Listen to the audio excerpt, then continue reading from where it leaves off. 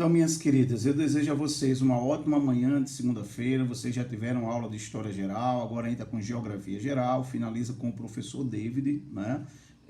O mais rápido possível, a gente vai estar disponibilizando o vídeo, né? Para que você possa assistir a aula quantas vezes vocês quiserem, tá bom? Tirar as dúvidas, lembrando, né? Nós temos um canal aberto, né? Então, toda dúvida que vocês tiverem, por favor, manda os prints, manda os áudios, né? Que no mais rápido tempo possível a gente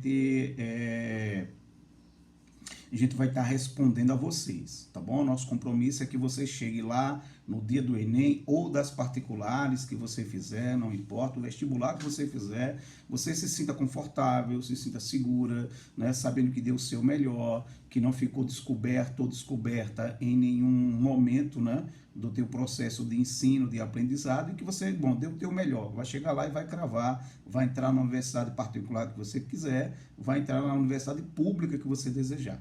Tá bom? Na última aula nossa, né, há 15 dias, salvo engano, eu não consegui fazer o espelhamento, salvo engano, tá bom? Agora não estou bem lembrado.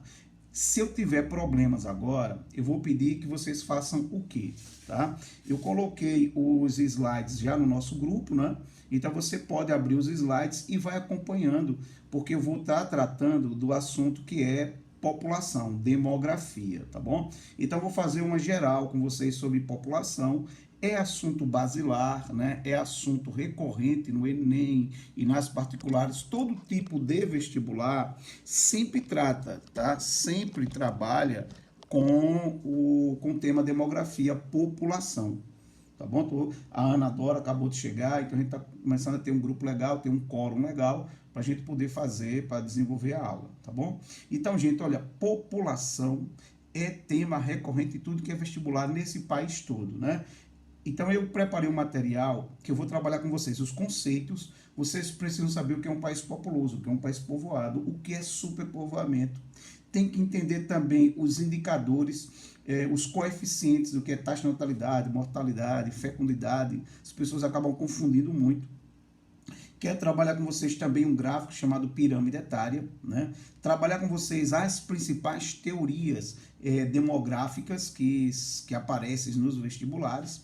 Então, esse é o material, né, que eu separei para trabalhar com vocês sobre população. E no final, né, puxando para a população, a gente trabalha com uma questão chamada IDH, tá bom? E eu vou estar dando umas dicas a vocês, outras informações a respeito desse processo, tá bom? Então, eu estou olhando aqui, presentes estão, né? A Ana Dora, a Ana Luísa, a Paula, a Isabela, a Juliana e Maria Clara Tenório, tá? Eu vou, como eu disse a vocês, tentar fazer o espelhamento agora, tá? E vou pedir que vocês me dêem um retorno. Comenta aí no chat se vocês vão estar vendo, né, o espelhamento, beleza? Então, vamos fazer o teste aqui primeiro.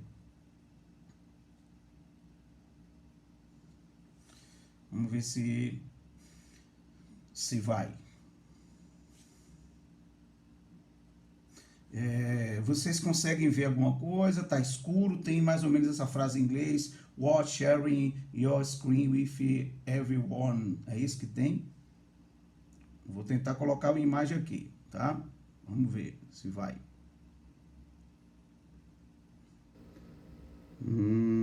Aqui. Me digam se vocês conseguem ver o frontispício, né? A capa dos nossos slides. Beleza, né? Então aqui a Juliana está dizendo que tá ok, Isabela também, massa, então vai funcionar legal. Queridas, eu vou fazer o seguinte, tá? Eu vou usar o slide, vou fazer a explicação, tá bom? Vou fazer a explicação e aí vocês no chat vão colocando as dúvidas que vocês têm, tá? Então eu começo a usar os slides, depois eu paro, volto aqui para a câmera para que a gente possa tá correndo bem com esse conteúdo, beleza? Então vamos lá, já que vocês conseguem visualizar bem, né? Então separei neste conteúdo, né, nessa segunda entrada do mês de setembro, o assunto população, demografia, né? Então vamos trabalhar conceitos, principais teorias demográficas e também finalizo com o IDH, tá? São os temas mais presentes nos vestibulares, como eu disse, tá bom? Queridas, primeiro vamos para a semântica, né? De onde vem a palavra demografia, né? Demo vem do grego, a palavra toda, demografia, na verdade, né? Demo significa povo, e não Satanás, demônio nem cão, como alguns alunos do ensino médio me colocam nas respostas. Eu pergunto o que é demografia, e o infeliz vai lá e diz que é o estudo do satanismo. Pelo amor de Deus, não faça isso, né? Então você já sabe, demo vem de povo, do grego, grafia, ao pé da letra seria desenho, né? Mas não é assim que a gente vai entender, tá? Então a gente vai entender como estudo da população, tudo relacionado à população, beleza? Vamos lá, vamos ver, vem comigo. Então vamos trabalhar os principais conceitos, né? Por exemplo, eu sei que a prova do SESMAC é uma prova conceitual, ela trabalha muito com conteúdo, tá bom? O Enem no ano passado também foi assim, né? Então, trabalhar uma prova com vocês é uma prova conteudista. Vamos lá para o conceito primeiro, população absoluta e população total, né? É a mesma coisa. Esse conceito, população absoluta e população total, galera, queridas, está para populoso, tá bom? Populoso. Então, quando você pensar em população absoluta, população total, associe ao conceito de populoso, tá bom? Milhões de pessoas vivendo em determinada área. Por exemplo, quando eu digo a população de Alagoas é de 3 milhões e 400 mil pessoas, eu estou usando o conceito de população absoluta ou população total. Quando eu digo a população do Brasil é de 220 milhões de pessoas, a gente está tratando de quê? De população absoluta, população total, tá bom? A China, o país mais populoso do mundo, por enquanto. Porque até o final da década a Índia deverá superar a China, né? Então a população da China é de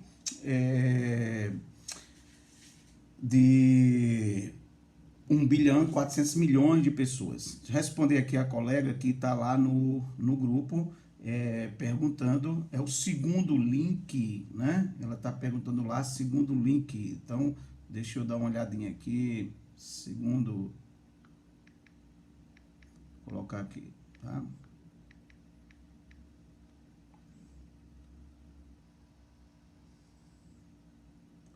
Vamos lá, voltar para o nosso, tá bom?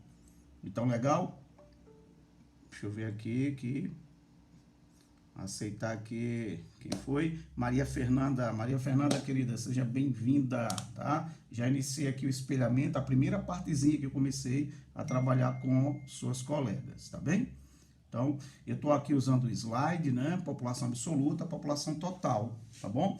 População relativa é a mesma coisa que densidade demográfica. Ou seja, a gente agora pega essa população total, né? Alagoas, 3 milhões e 400 mil pessoas. China, 1 bilhão e 400 milhões de pessoas. Eu pego esta população e divido pela área. Então, quando eu pego essa população e divido pela área, eu vou obter um número que vai ser tratado em habitantes por quilômetro quadrado. Portanto, aquele número que vai ser expresso em habitantes por quilômetro quadrado é a densidade demográfica, é a população relativa, beleza? Dica do Dama para vocês, tá? Dica importante, olha só. Pense assim, quando a área é grande, a densidade demográfica é pequena, tá? Então, assim, existe uma regra que diz área grande, densidade demográfica pequena. Área pequena, densidade demográfica grande. Beleza? Tranquilinho? Bom, então vou dar alguns exemplos para vocês. O maior país do mundo, vocês sabem, é a Federação Russa, ou Rússia, né? A Rússia tem 8 habitantes por quilômetro quadrado. De acordo com o critério de densidade demográfica, minhas queridas, densidade demográfica, uma área considerada bem povoada, se ligue, né? Se esse número for igual ou maior que 100 habitantes por quilômetro quadrado. Antes da gente avançar, vamos amarrar direitinho os pontos, né? Para não ficar nada voando aqui.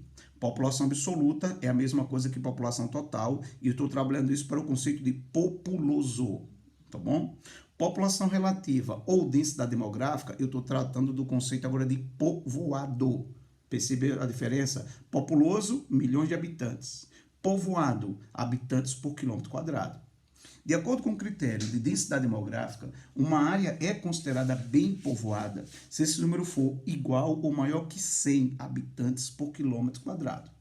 Aí eu estava dando uma dica a vocês, né? Chama atenção. Quando a área é grande, a densidade é pequena.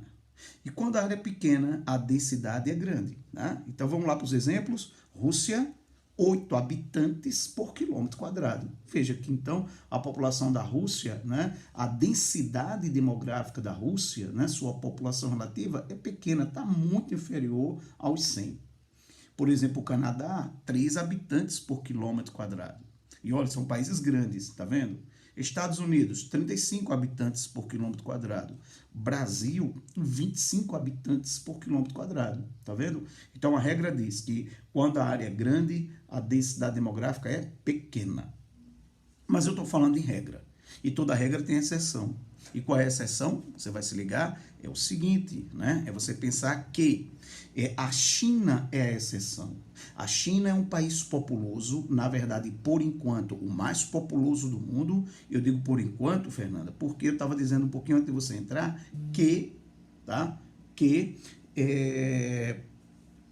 A China deverá ser superada pelo crescimento da Índia, tá? O crescimento da Índia é bem maior, tá? Então a China é a exceção, que é uma área grande, é uma população grande também e é bem povoada, passa de 115 habitantes por quilômetro quadrado, tá bom? Quando eu tenho áreas pequenas, aí a densidade é elevada. Vamos dar exemplos aqui no Brasil, estados. A maior densidade demográfica do Brasil é o Distrito Federal, que é bem menor que Alagoas. Aí a maior densidade do Brasil. Depois vem o Rio de Janeiro, tá bom? São Paulo, Rio de Janeiro, Alagoas.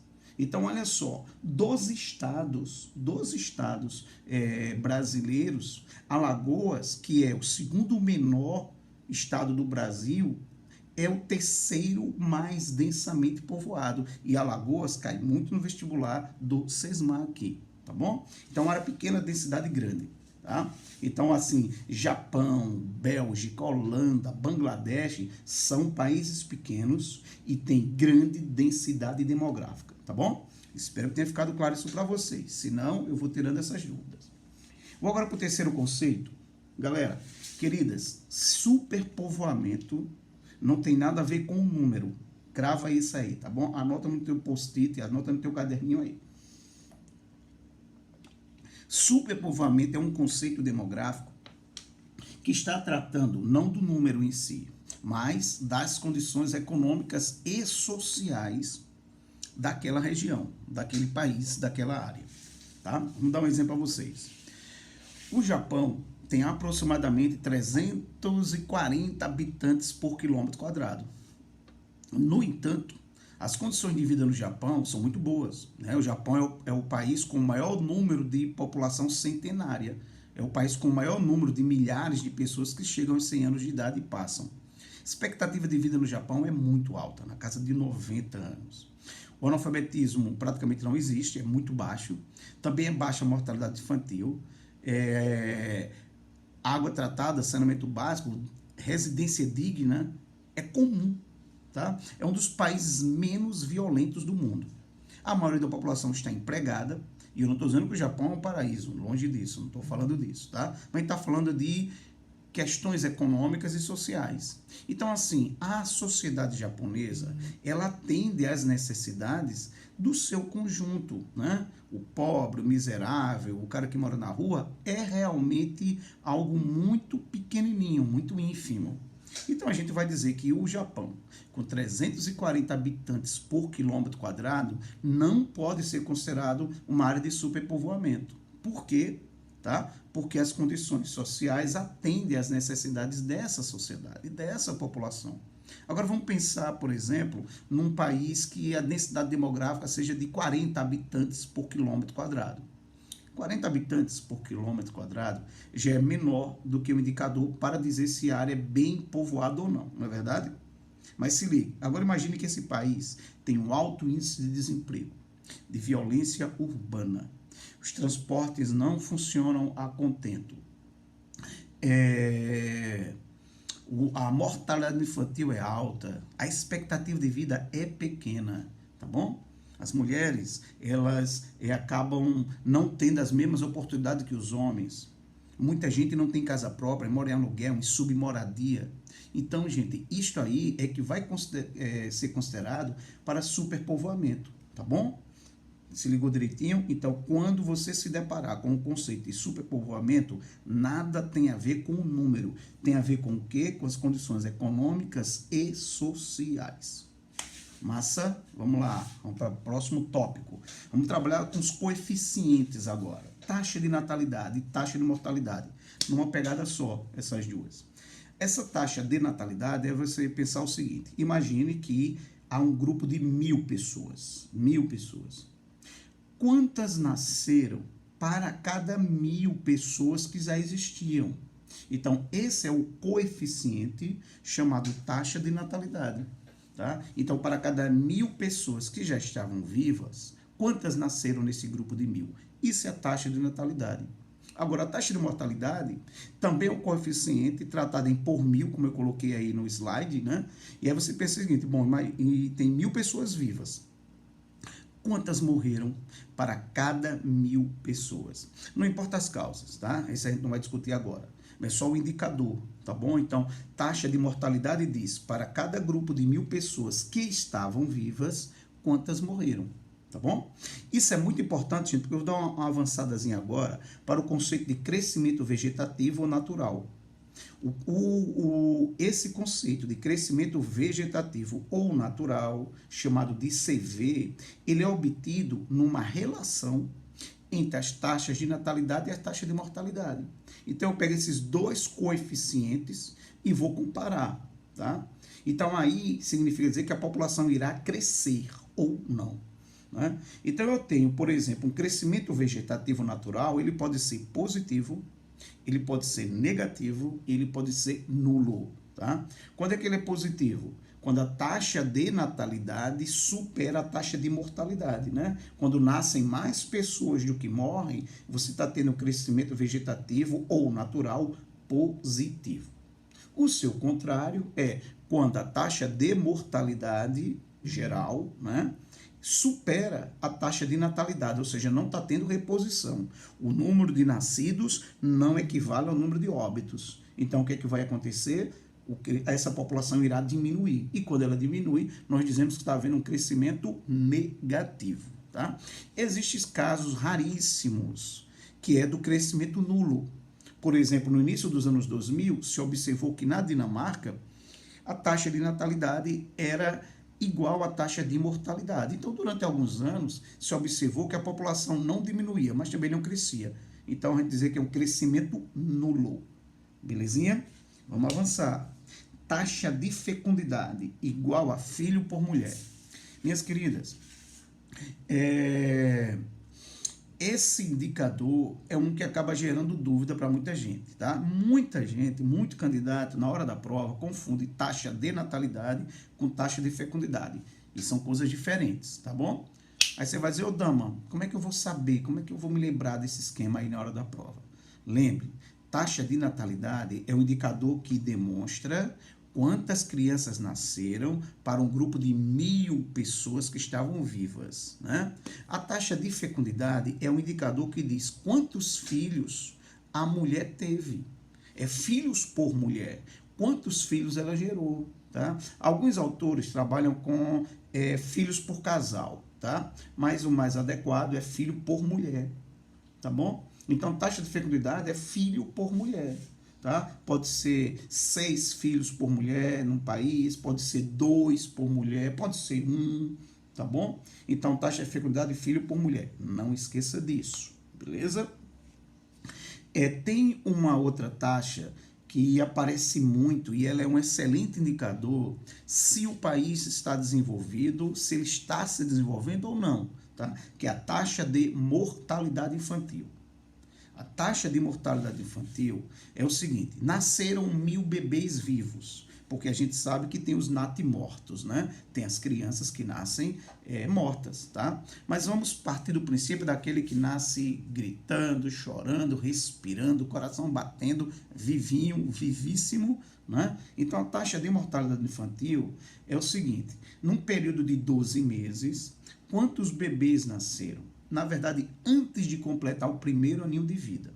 Então, toda criança, todo bebê, né, do sexo masculino e do sexo feminino, que morre antes de completar o primeiro ano de vida, antes de apagar a primeira velhinha, entra para as estatísticas de taxa de mortalidade infantil, que é um dos melhores para mostrar se o país está num caminho de desenvolvimento, se está estagnado ou se regrediu, tá bom? Beleza? Tranquilinho? Vamos ver mais alguma coisa aqui, né? Expectativa de vida, tá bom? Então, a expectativa de vida é o seguinte: dadas as condições sociais e econômicas daquela área, daquele país, daquela cidade, né? Quantos anos se estima que aquele bebê que nasceu vai existir, ele vai viver? Veja, tem a ver, né? Tem uma relação ali com o conceito de superpovoamento. Então, vou pegar dois exemplos extremos para você. Eu falei do Japão há pouco, né? Vamos pensar. Nasce uma criança no Japão, coisa que é rara, viu? O Japão tem um crescimento muito pequeno da sua população. Nasceu uma criança no Japão. A expectativa de vida, ou estimativa de vida, né? Ou longevidade, também pode ser tratada assim, é de 90 anos. Então, se essa criança não sofreu um acidente doméstico, se ela não sofreu um acidente na rua, né? Se ela não for assassinada, esse ser humano, né? Essas coisas, se ela não tiver um problema genético ali, tá? Ela vai viver até os 90 anos. Ela vai atingir os 90 anos, vai passar dos 90 anos, na verdade, né?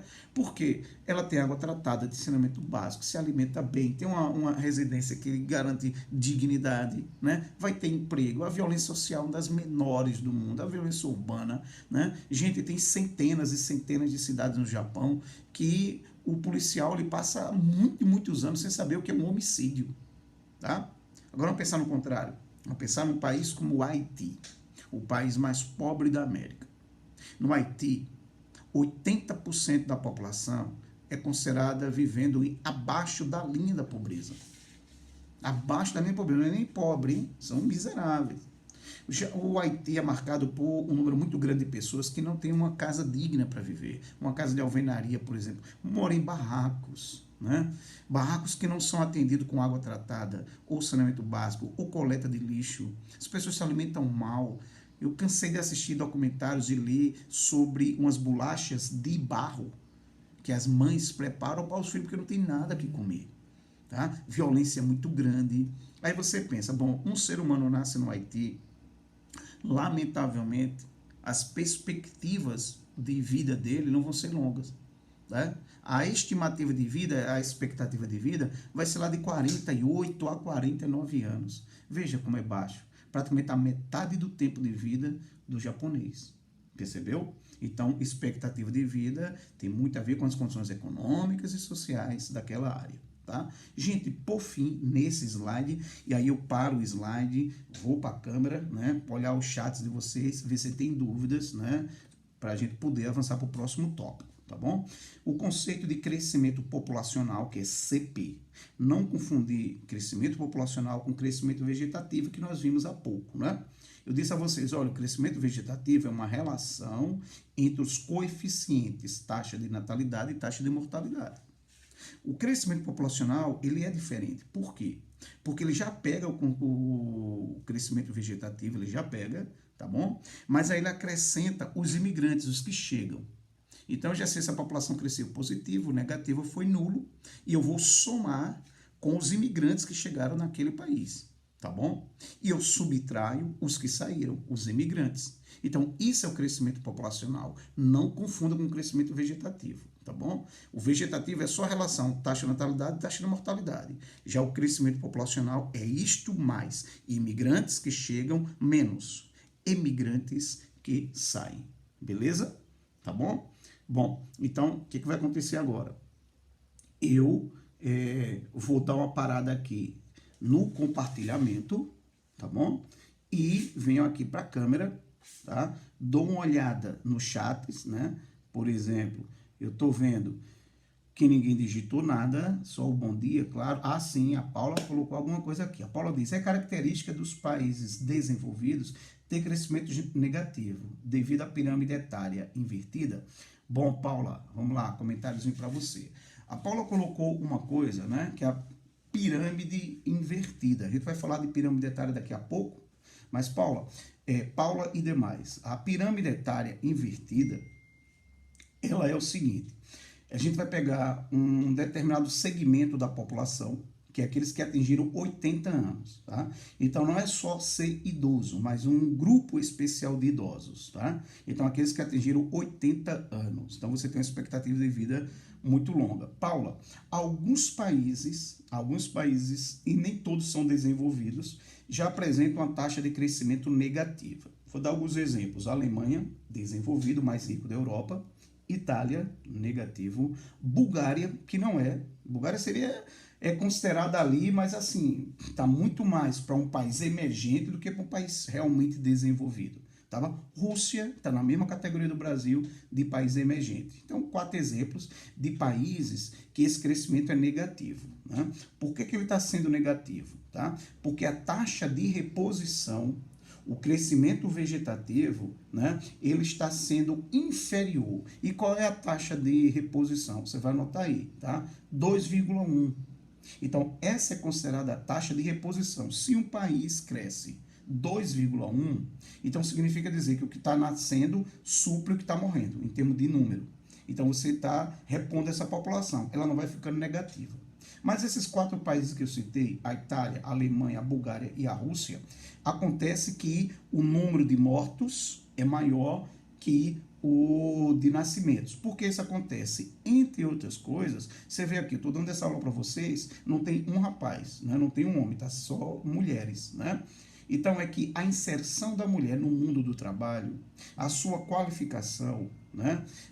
A urbanização associada a isso vai fazer que as mulheres hoje elas gerem menos filho do que há 100 anos, do que há 200 anos, do que era o padrão há 200 anos, quando o mundo era rural, quando os casamentos eram precoces, quando não havia tanto conhecimento dos métodos contraceptivos. Então, esse conjunto todo também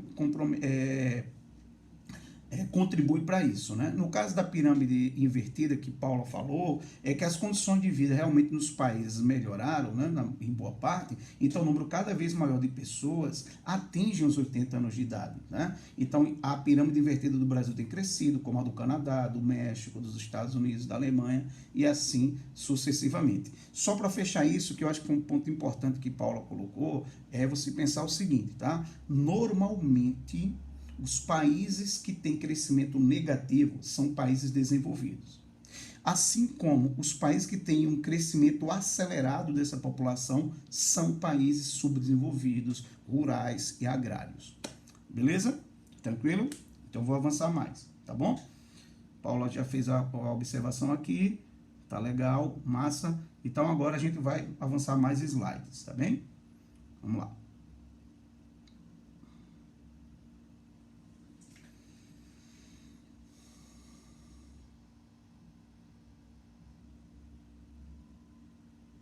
Vamos para esse slide agora, que é idade e sexo, né? Então, existe uma divisão da população, minhas queridas,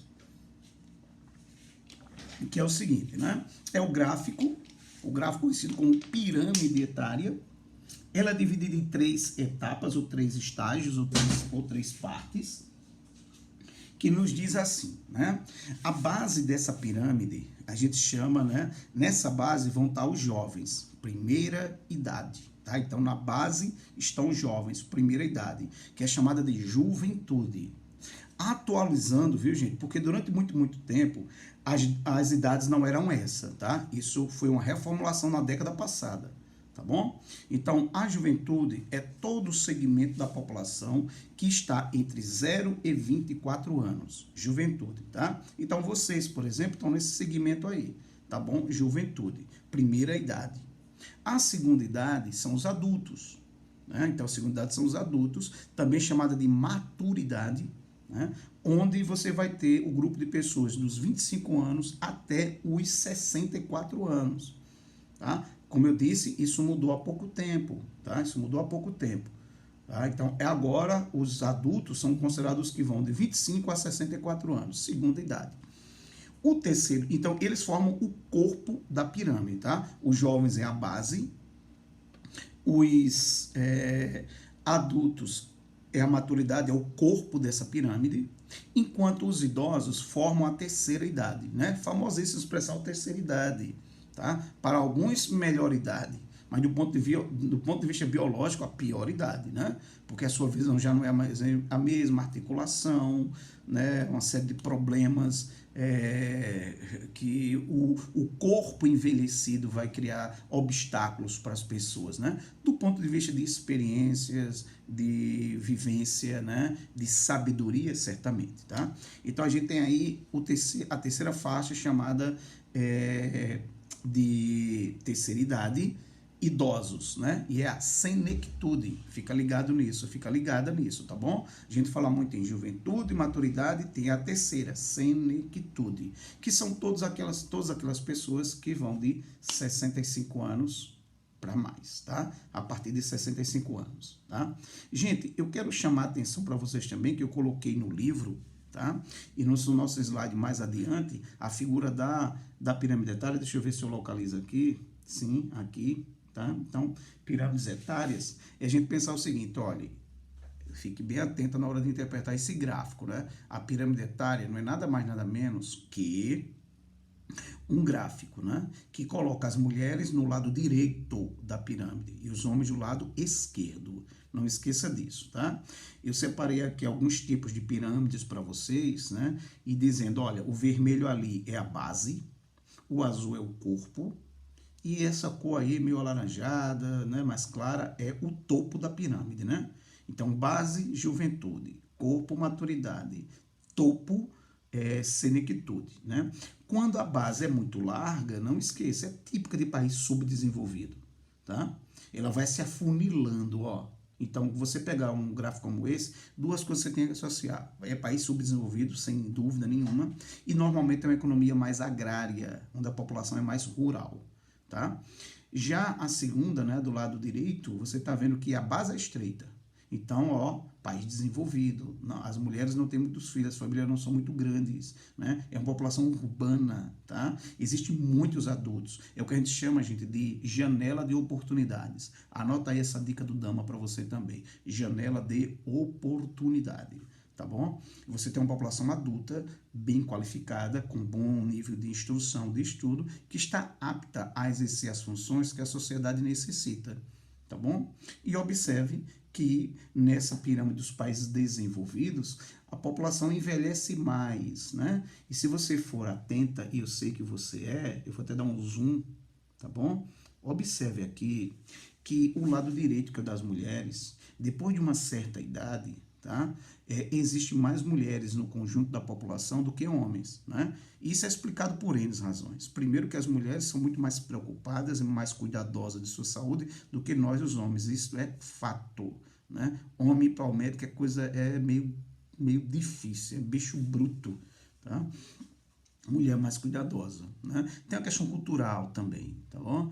Tem essa questão do machismo, do patriarcado, sem sombra de dúvida, que contribui também para uma cultura onde o homem acha que pode exagerar, que pode abusar, né, do seu corpo, tá certo? Então, o número de homens que bebem é muito maior que mulheres, que se drogam é muito maiores, né? Que faz direção perigosa é muito maior, né? Claro, tem mulher que se droga, que bebe, que faz direção irresponsável, claro, né? Mas não é regra, é mais pontual. Então a gente tem uma questão cultural também por trás disso, né? Mas a minha dica para vocês é ficar ligado, ficar ligada, tá bom? Base, corpo e topo, juventude, maturidade, idoso, né? Se a base for larga, país subdesenvolvido. Se ela for estreita, país desenvolvido. O Brasil vem mudando essa pirâmide etária, tá? É o que a gente chama de transição demográfica. O Brasil vem vivendo uma transição.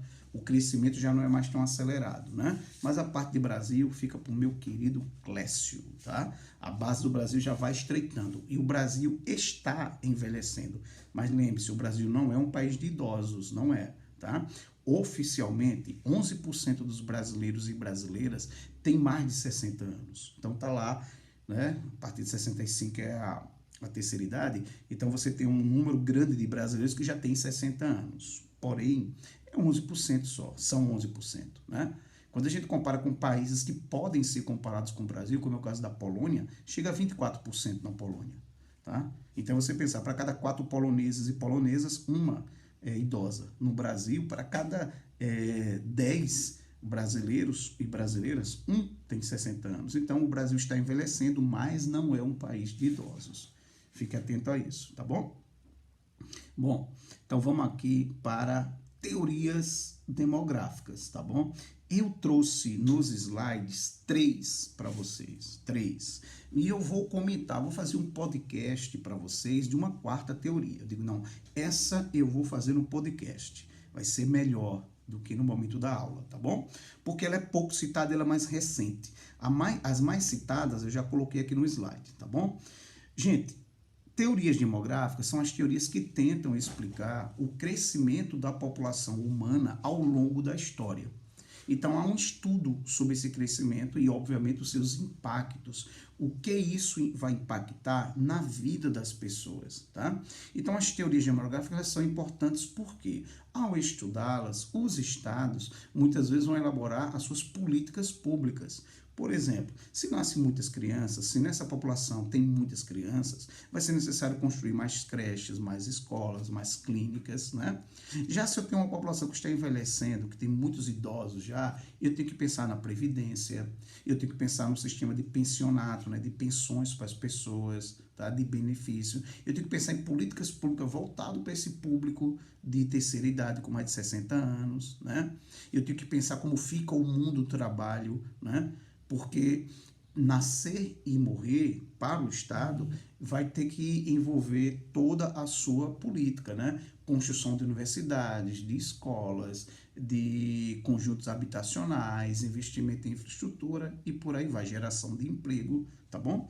A primeira teoria é a teoria malthusiana, né? Então essa teoria, ela foi elaborada por Thomas Robert Malthus, um britânico, tá? Que viveu no século XVIII, começou no século XIX também, né? E o Malthus, ele era um britânico, como eu disse, ele era um religioso, um clérigo, né, da igreja anglicana, e ele se dedicou a estudar esse fenômeno do crescimento populacional. O Thomas Malthus, ele observou o seguinte, que ao longo da história da humanidade, nasciam muitas pessoas, mas também morriam muitas pessoas. E por milênios, tá? Pela análise que se faz por milênios, lembre-se que quando você lê uma Bíblia, por exemplo, o livro de Gênesis, fala da contagem, do censo da população, tá bom?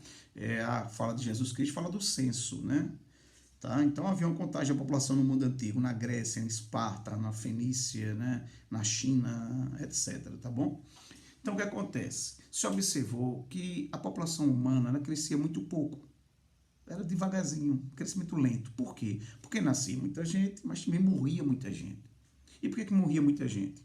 Primeiro, né? Vamos pensar, fome. Nunca o homem conseguiu produzir comida suficiente para atender a essa demanda, a essa boca. Então a fome é a velha companheira do homem. Conflitos, guerras, epidemias, né? Você imagina a peste negra na Europa, por exemplo, a peste bubônica, né? Uma medicina precária, né? Então, condições sanitárias também precárias. Então, o que acontecia, né? Nascia muitas pessoas, mas também morriam muitas pessoas. Então, o crescimento foi muito lento. Observe quando é que o Thomas Robert Malthus elabora a sua teoria, final do século XVIII. No final do século XVIII, a Inglaterra era o país que tinha liderado a Revolução Industrial. Então, o que é que acontece, gente? Ele observou que muita gente estava saindo do campo e indo para a cidade. Estava havendo um intenso êxodo rural. Na época dele, para uma pessoa comer, era necessário que 20 outras trabalhassem no campo. Porque não havia máquinas. Era o arado, era a tração animal, era o corte lá da terra, da roça, na base da enxada. Você está compreendendo? Então, era preciso 20 camponeses trabalhando no campo para alimentar uma pessoa. Mas o que ia acontecer se os camponeses agora estavam deixando o campo e estavam correndo para as cidades, em busca de uma vida melhor, no sonho, nessa fantasia? Né? Então ia faltar gente para produzir alimentos. Então ele fez um estudo e ele chegou à seguinte conclusão: as cidades vão inchar, né? Êxodo rural, e aí vai aumentar a criminalidade, a marginalidade, a prostituição, o alcoolismo, não vai ter gente trabalhando no campo para alimentar o povo. E aí ele fez um estudo que, segundo o estudo dele, era a população do mundo ia dobrar a cada 25 anos. Então ela vai dobrando. tá? A produção de alimentos crescia num ritmo mais lento. Então ele comparou isso com matemática, né? Ele diz, ó, a população humana vai crescer no ritmo de PG, de progressão geométrica. Essa é a palavra central para a teoria de Malthus, tá bom? Então, se eu tenho 1 milhão, vira 2 depois de 25 anos. E depois de 25 anos, outros já vão ser 4 milhões. 25 anos depois, 4 milhões vira 8 milhões.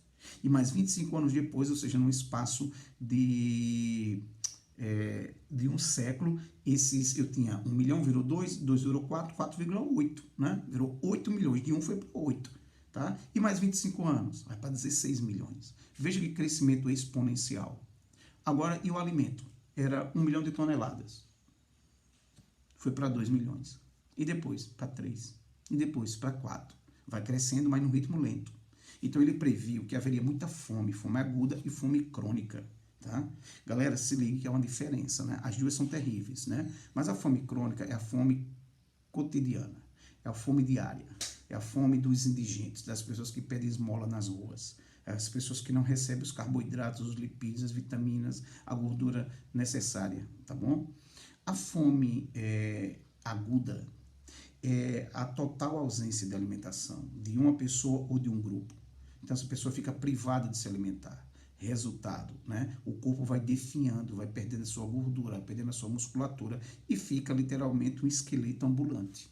Essa é a fome aguda, né? Que aconteceu nos campos de concentrações, que aconteceu em países africanos como a Etiópia, numa combinação de seca, de guerra, de conflitos, tá bom? Então veja que o Malthus, ele com essa teoria de população PG e alimento PA, ele previu um futuro apocalíptico para a humanidade, né? E ele propôs saídas, como por exemplo, políticas antinatalistas, tais como a proibição dos casamentos precoces, era uma alternativa, né? Aumento dos preços dos produtos numa tentativa de inibir as pessoas a casarem, né, a ter filhos, uma vez que era a Inglaterra vitoriana depois, um país muito conservador, religiosamente falando, né? Então as relações sexuais tinham que ser dentro do casamento, não fora, entende? Então tudo isso contribuía, tá bom? Então a teoria, essa é a teoria malthusiana. Ele apresentava o mundo, né, como uma perspectiva de ter muita fome, muita miséria, conflitos nisso, né? Só que a teoria dele não se comprovou. Não se comprovou. A população acabou não dobrando a cada 25 anos, tá bom? E o homem acabou produzindo mais alimentos. Então ele errou. Aí no século XX, pegaram a ideia do Malthus e deram uma recalchutada, tá bom? Deram uma recalchutada. Que recalchutada foi essa, né? Eles, bom, como é que eu vou explicar agora a diferença de desenvolvimento entre os países desenvolvidos e os países subdesenvolvidos, tá bom? Então, ocorreu isso. Agora eu quero explicar por que o Haiti é tão atrasado e por que a França é desenvolvida.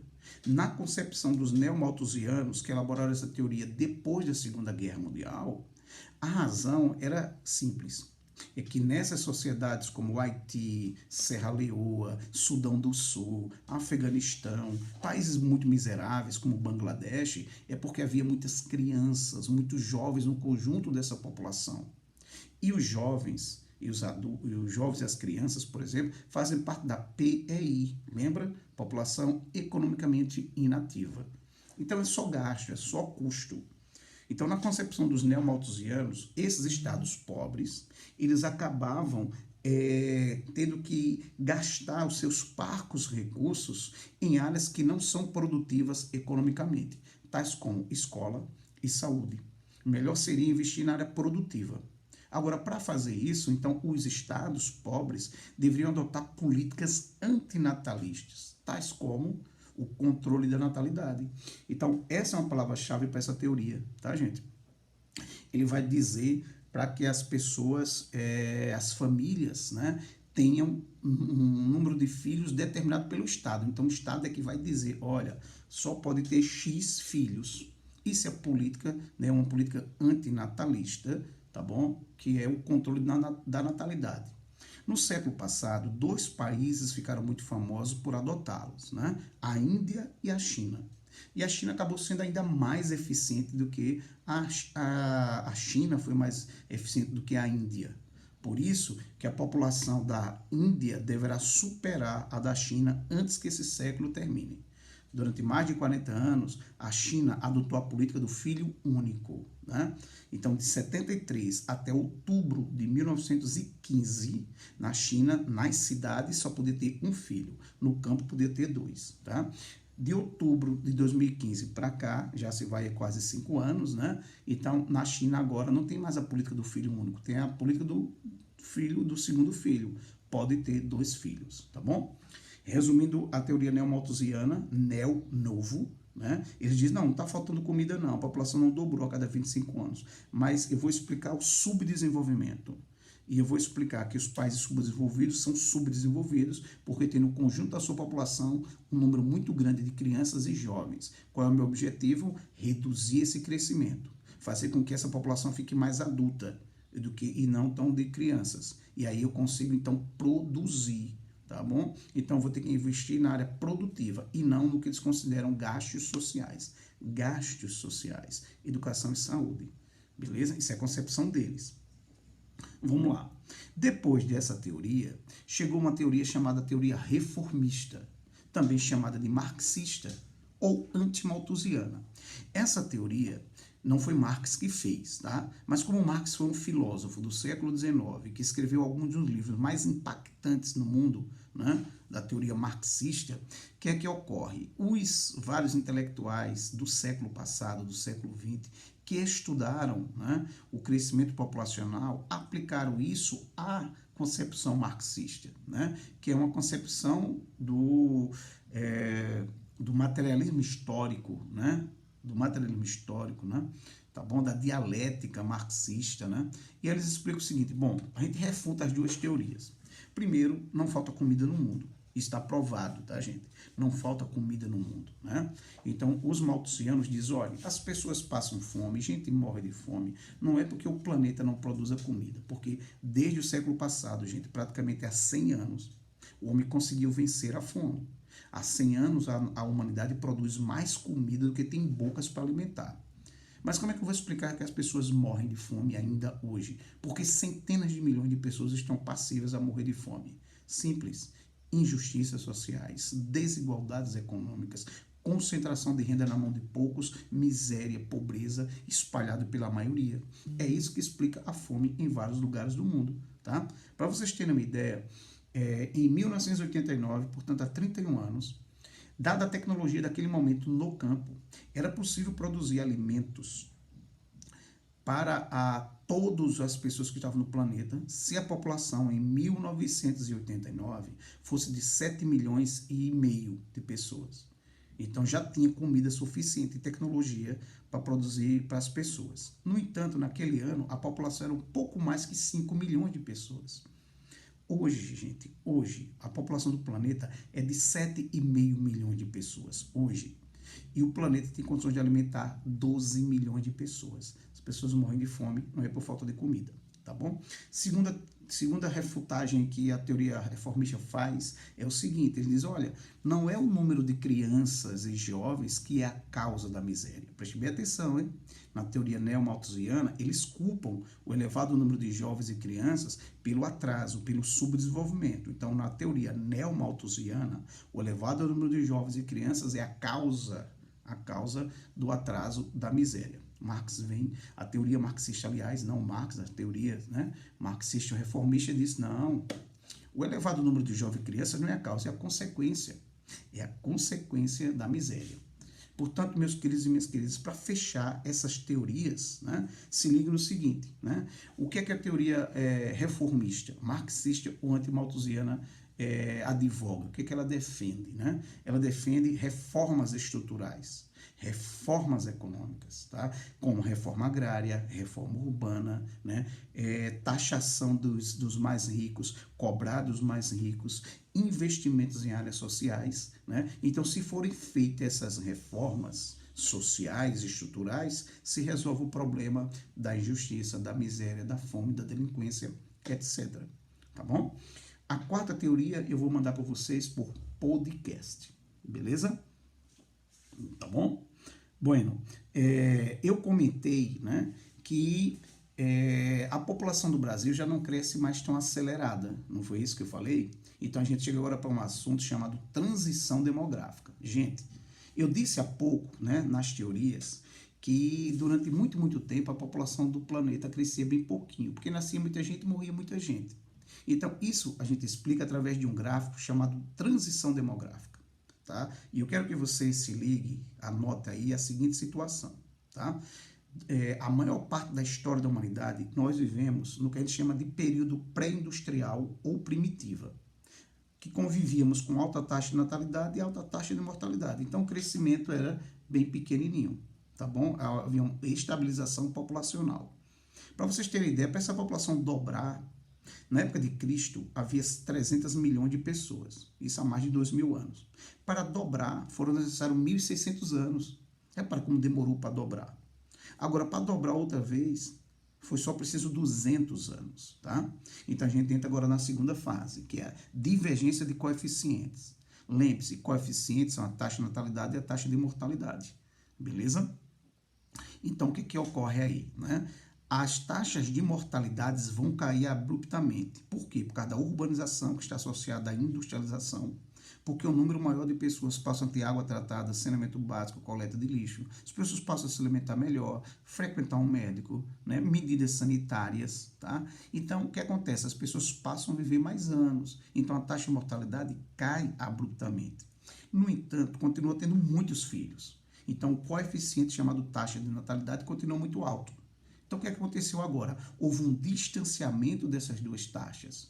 E como elas se distanciaram muito, aconteceu a chamada explosão populacional. Então, se liga nisso, tá? Explosão populacional. Ela vai vir no momento da divergência de coeficientes, como eu coloquei aí para vocês observarem, né? Observe que no segundo há uma diferença muito grande, tá?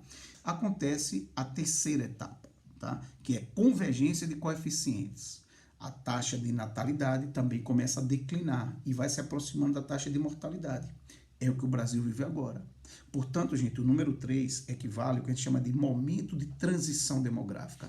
É o que o Brasil vive agora, tá? O Brasil não vive mais a explosão populacional. As famílias já não são mais tão grandes como era no passado, né? As famílias são mais pequenas, são mais reduzidas, tá? Então, esse crescimento continua acontecendo, só vai acontecer de maneira mais lenta, beleza?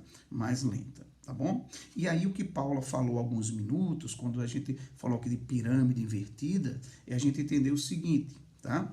Alguns países já estão no que a gente chama de quarta fase, que ela é a moderna ou pós-transição, tá bom? Onde diminui também a mortalidade e a natalidade. Então, há uma estabilização dessa população. Tá? Então, o Brasil ainda não chegou nessa quarta, tá? Mas está chegando, está se aproximando. Mas a Alemanha, a Rússia, a Bulgária, a Itália, o Japão já estão nessa fase aí. Por isso que alguns países fazem programas de imigração, de chamar a população para si, senão desaparece, tá bom? Pirâmide etária eu mostrei a vocês. Então, para encerrar, né, a nossa aulinha aqui, eu vou parar o compartilhamento, tá? Vou olhar aqui o chat, deixa eu ver o que aqui tem, tá bom? E, galera, fazer o seguinte agora, tá? Beleza, tranquilo quanto a isso, tá? Alguém digita aí que eu não tô podendo ver a hora. Que hora nós temos aí, por favor? Porque agora eu vou finalizar com vocês com IDH, fechar com IDH e lembrando, daqui a pouco, eu estou disponibilizando o vídeo, daqui a pouco eu mando um podcast sobre teoria, a quarta teoria, que é a teoria ecomalthusiana. Então aqui a minha querida, deixa eu ver aqui, Ana disse que são 10h22, a aula vai até 10h30, eu posso passar um pouquinho, tá?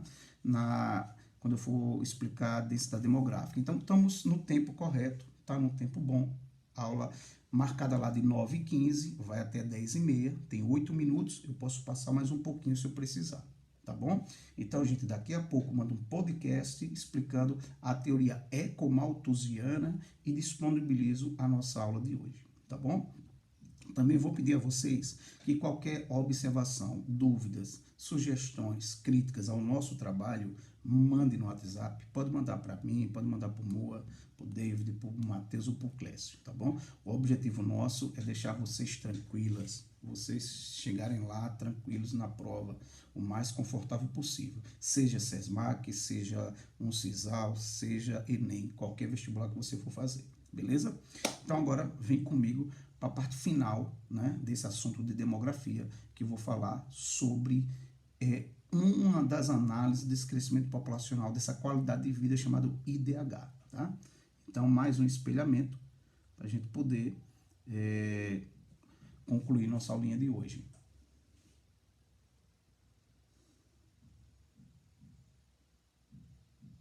Ó, nós passamos pelos conceitos, pelas pirâmides, né? Pelo esse conceito de transição demográfica. Quando o Clécio trabalha com vocês a parte de população brasileira, gente, né? Fique atentas ao seguinte, tá? Durante os anos 40, entre a década de 1940 e 1980, o Brasil teve um crescimento populacional muito grande, tá? Vou dar só um exemplo de 3 décadas. Entre 40 e 70, a população do Brasil cresceu 130%. Um crescimento assim espetacular, tá bom? Então o que aconteceu aí? Explosão populacional. Houve uma divergência de coeficientes, tá? O Brasil já não vive mais isso, tá, gente? A nossa população continua crescendo, mas continua crescendo de maneira mais lenta. Eu vou dar um exemplo meu, né? Eu venho de uma família de 9 filhos, tá? Então era eu e mais 8 irmãos. A família do meu pai, né, era uma família de 12 filhos, né? Então meu pai tinha 11 irmãos. Esse era um padrão, né, do interior do Brasil, do início do século XX e do século XIX, tá? Agora, meus irmãos casaram, constituem família, eu também, eu tenho um filho. Meus irmãos, em média, têm 2 filhos. Ninguém teve família muito grande. Então, o que acontece, né? A população foi crescendo de maneira mais reduzida, beleza? Então, nós não estamos na explosão, nós estamos na transição demográfica, tá bom? Gente, para fechar nossa aulinha, IDH, o Índice de Desenvolvimento Humano. Por que é que ele foi criado? Veja, primeiro, gente, ele foi criado ainda nos anos 70. Nos anos 70, o mundo vivia a Guerra Fria. E durante a Guerra Fria, o mundo era dividido em primeiro, segundo e terceiro mundo. O primeiro mundo era composto pelos países ditos desenvolvidos, capitalistas, tais como França, Alemanha Ocidental, Inglaterra, Canadá, Estados Unidos, Japão, Nova Zelândia e Austrália. O segundo mundo era composto por qualquer país que não adotasse o capitalismo, que seguisse o sistema antagônico ao capitalismo, oposto ao capitalismo, o socialismo. Pouco importando se esse país era industrializado ou rural.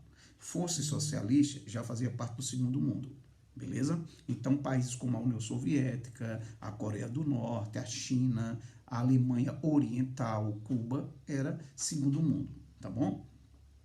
O terceiro mundo compreendia a maior parte da humanidade, países capitalistas, porém subdesenvolvidos.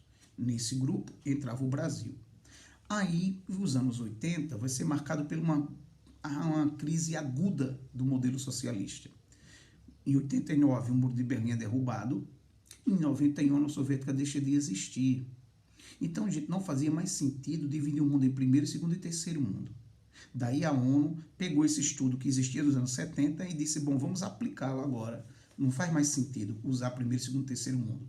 Então vamos ver o grau de desenvolvimento dos países por uma coisa chamada Índice de Desenvolvimento Humano, tá bom? IDH. Então ele começa a ser aplicado de fato, a partir dos anos 90, embora já existisse nos anos 70, tá bom?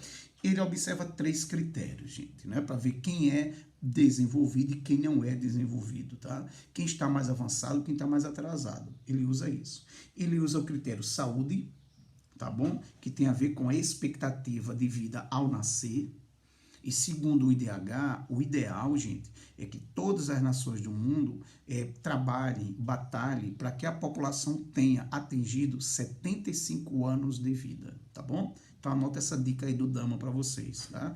O objetivo, né, no primeiro critério, saúde, que tem muito a ver com as condições econômicas, sociais, que eu fui falando durante a aula, né? É atingir o mínimo de 75 anos de idade, com qualidade de vida, tá bom? Então, o primeiro critério, saúde, que está associado à expectativa de vida. Segundo, educação, que tem a ver com a instrução, né?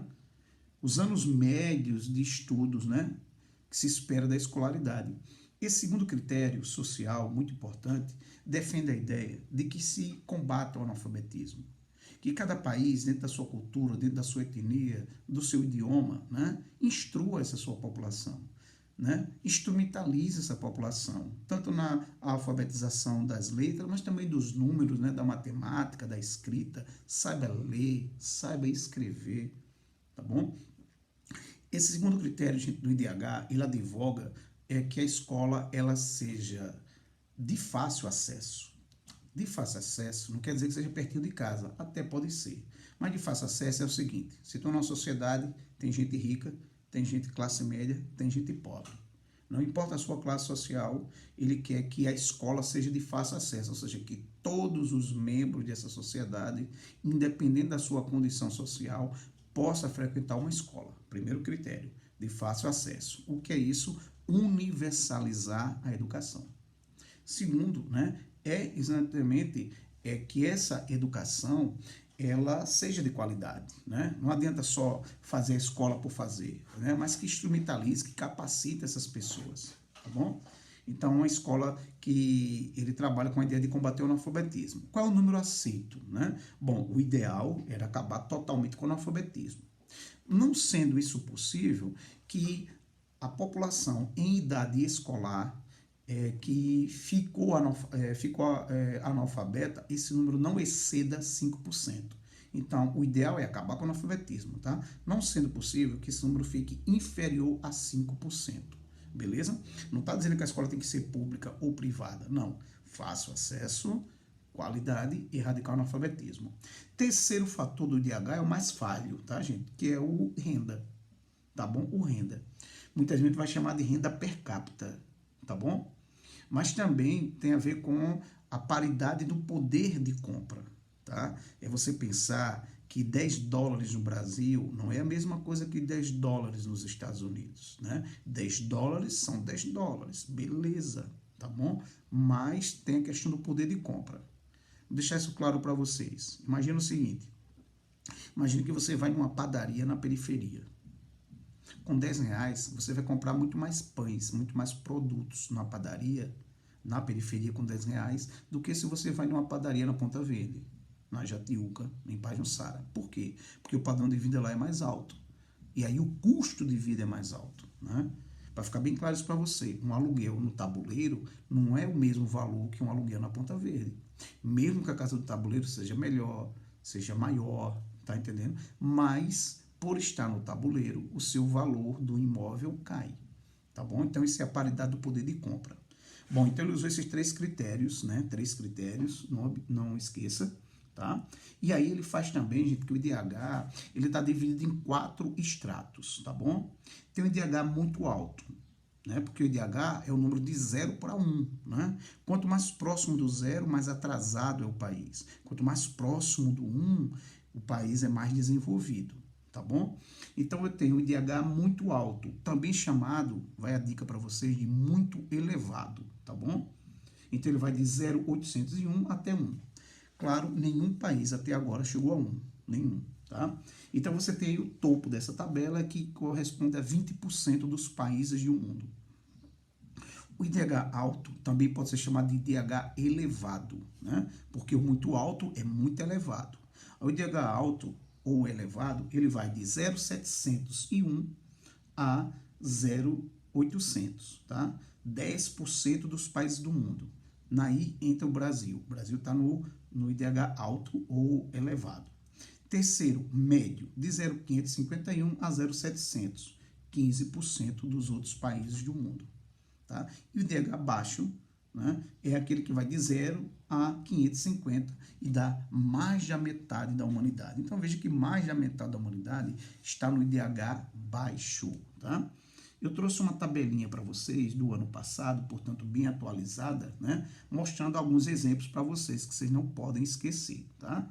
O país mais desenvolvido do mundo, de acordo com o IDH, é a Noruega, que teve, no ano passado, 0,954 pontos. Em segundo lugar vem a Suíça, 0,946. Em terceiro, a Irlanda, 0,942. Em quarto, a Alemanha, 9,39. Tá bom? Aí depois vai aparecer aí Austrália, Nova Zelândia, Estados Unidos, né? Vai estar na lista dos 10 mais. Países de DH alto. Lembre-se que muito alto é muito elevado. Alto é elevado, tá? Um dos dois pode aparecer. Alguns exemplos. Argentina, 0,830, mesmo com crise. Uruguai está na 57ª posição, com 0,808. Cuba, tão mal falada na mídia nacional e tão ignorada, né? Tão bloqueada. Está na posição 72º, com 0,778. O Brasil, que é um dos países mais ricos do mundo, está abaixo de Cuba no IDH. Né? Ocupa a posição 79º, com 0,761. Países de IDH médio, alguns exemplos. O Vietnã, a Nicarágua, a Índia e as Ilhas Salomão, por exemplo. Né? E os países baixos, né, de baixo IDH, a gente tem o Sudão do Sul, aí o antepenúltimo é o Chad, o penúltimo é a República Centro-Africana e o último colocado é o Níger, 0,377. Dos 20 países mais pobres do mundo, né, 16 estão na África subsaariana, na África negra, tá? Eu vou agora voltar lá para a câmera para me despedir de vocês. Deixa essa frase do Albert Einstein, né? Falta de tempo é desculpa daqueles que perdem tempo por falta de método, beleza? Então, deixa eu ver aqui uma coisinha. Vou abrir a câmera, né? Dizer a vocês, né, que vou sair agora para que vocês tenham um descanso antes do dever entrar e dizer que daqui a pouco eu mando uns podcasts, né, para fundamentar mais vocês, para dar mais base a vocês. Deixa eu ver se tem algum comentário antes, tá bom? Foi aqui a última, foi a Ana Dória que me respondeu sobre a aula, tá bom? Queridas, tranquilinho, foi beleza, tá? Canal aberto, críticas, sugestões, dúvidas, nos procurem, tá bom? Nas próximas horas eu disponibilizo tudo aí para vocês, tá bom? Valeu? Valeu, Nadora, brigadão, abraço forte, tá? Deixa eu ver aqui, todas vocês, Isabela, né? Juliana, Maria Fernanda, Ana Luísa, Paula, tá? Valeu, até a próxima. Abraço forte.